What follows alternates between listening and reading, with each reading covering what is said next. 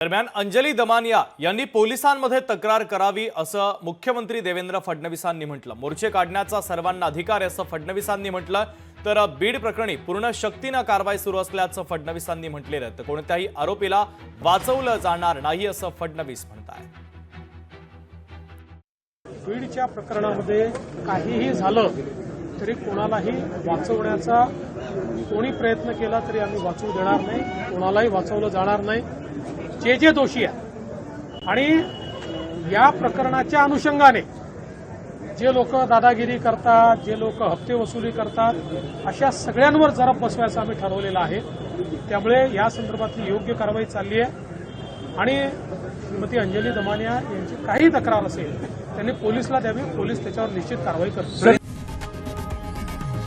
लोकशाही मराठी ऐका, पहा, जागरूक रहा।